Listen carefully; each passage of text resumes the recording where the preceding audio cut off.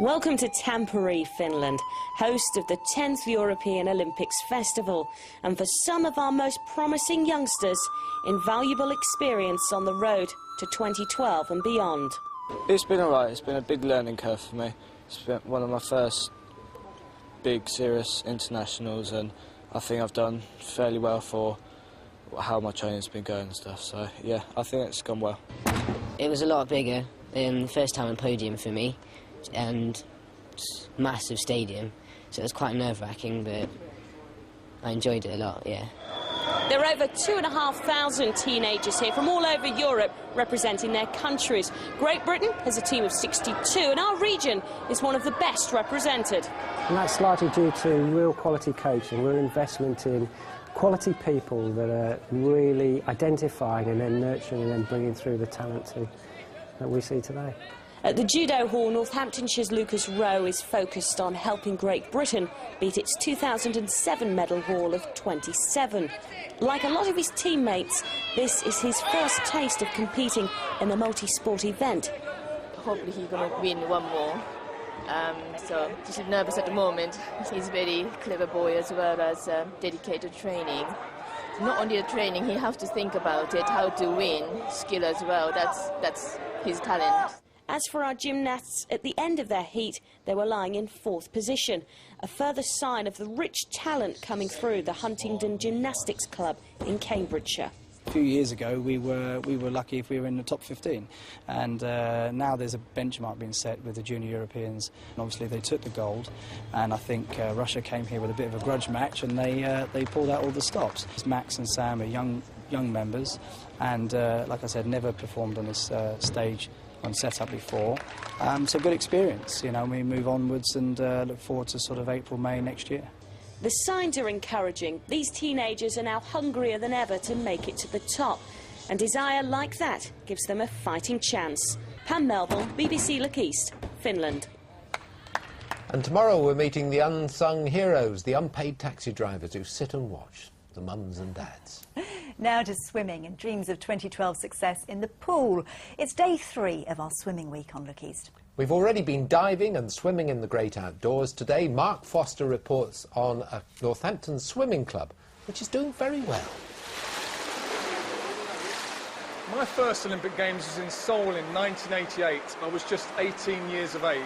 I'm here in Northampton to meet 2 young 16-year-olds hoping to make London 2012 their first Games. Miles Crouch Anderson has been swimming since he was a baby, and baby, look at him now. He gets up at 4 in the morning and trains up to 20 hours a week. Last year he was British record holder for his age group, and he's well on course for 2012. He'll top it off, I mean, I guess. It's so good to be at home as well, because you know the surroundings a lot more. When it's your first one, you can't ask for any more, really.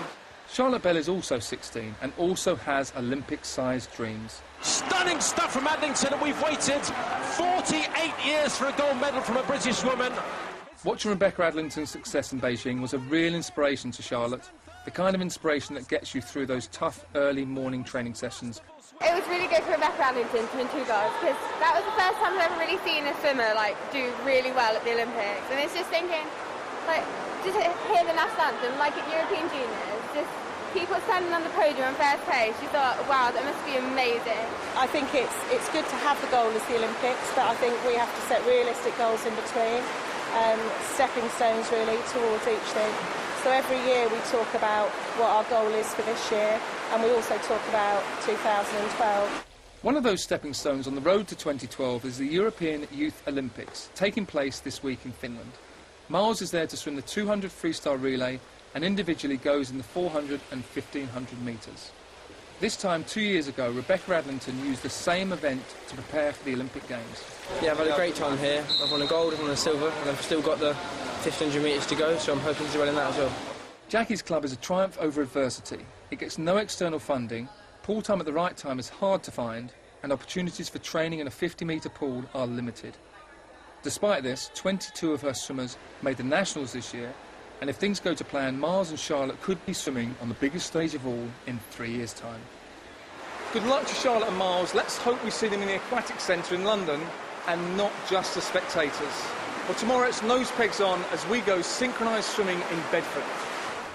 We'll need a lorry to bring the medals home, will we? Let's hope so. You've got a garden and then some weather, yes? Yes, something a bit different tonight. There's been lots in the news recently about the threat to our bee population, but of course many of our butterflies are disappearing too. Nikki Jenkins has been to a new attraction in Hertfordshire, which aims to bring these wonderful creatures back to our gardens. A pathway nestled in the crook of two motorways, transformed in only 12 weeks, a promise of what's beyond. This is the way to future gardens.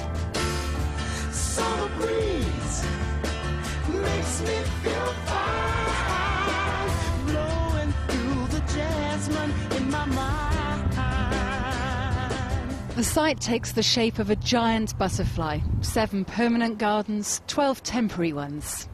They're quite challenging gardens, some of them, but they're all totally new and unique, and they're here for a period of 4 months. It allows the garden to grow and evolve rather than for 5 days, where you might see at another garden show. Here you can see them at different, not quite different seasons, but from one end of the season to another.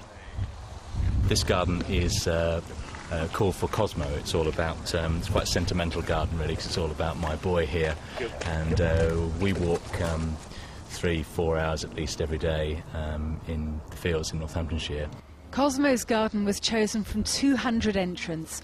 Crested dog's tail, Timothy and Teasel evoke the Northamptonshire countryside. For me, sustainability became about native plants, that they just thrive in the field margins. There's grasses, there's shrubs, there's trees, and they just exist without any assistance. And for me, that's a sustainable garden. Come on, let's go. But there's more to see. Phase 2, the creation of the butterfly's multifaceted eye. This will be the site of the world's largest biodome. 100 metres in diameter, 17 metres high. It'll have the footprint of 7 Stonehenges and be home to 10,000 exotic butterflies. If we didn't have butterflies and insects, none of these wonderful flowers would get pollinated. We'd have very, very little food and things. And we have lost so many of the butterflies, so many of the insects over the last 60 years. Here you can find a way of getting bees or butterflies or whatever you want in your backyard. Wow. And they want to wow people in their millions. The biodome is due to open in 2011. This year's future gardens are open until October. Nikki Jenkins, BBC Look East.